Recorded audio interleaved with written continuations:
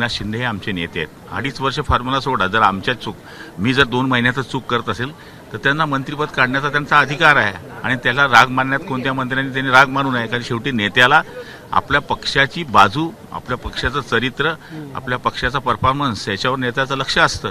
आपल्याबरोबर गुलाबराव पाटील सर आहेत. सर, पहिला दिवस आहे, पुन्हा एकदा मंत्रिपद मिळालेलं आहे. काल मंत्रिपदाची शपथ घेतल्याच्यानं खूप मोठा जल्लोष बघायला मिळाला होता. अनेकांनी आपले आवाज देखील दिला होता. काय वाटतं, लोकांच्या अपेक्षा कशा पूर्ण होणार?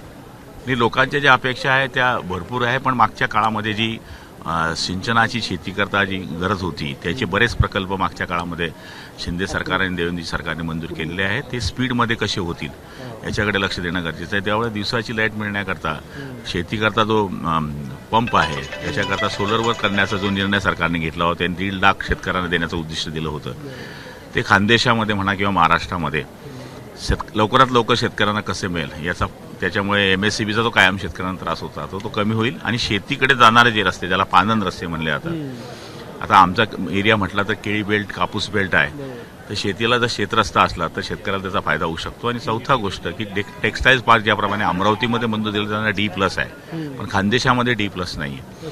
ते जर केलं तर आम्हाला लाईटमध्ये सूट मिळेल. त्याच्यामुळे उद्योजक आमच्याकडे येऊ शकतील, कारण की कापसाचा बेल्ट हा जळगावमध्ये सुद्धा आहे.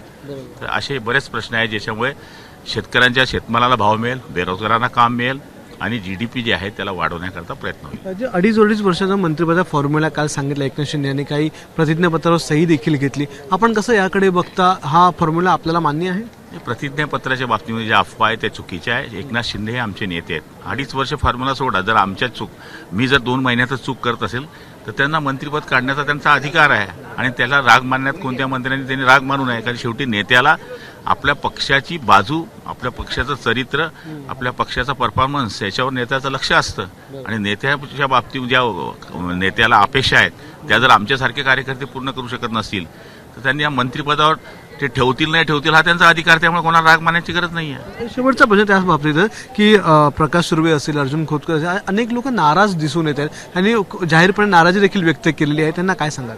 निश्चितपणाने मलाही वाटत होतं, मी ज्यावेळेस 3ऱ्या वेळेस निवडून आलो की मी मंत्री होईल, पण मला 2.5 वर्ष संधी मिळाली नाही.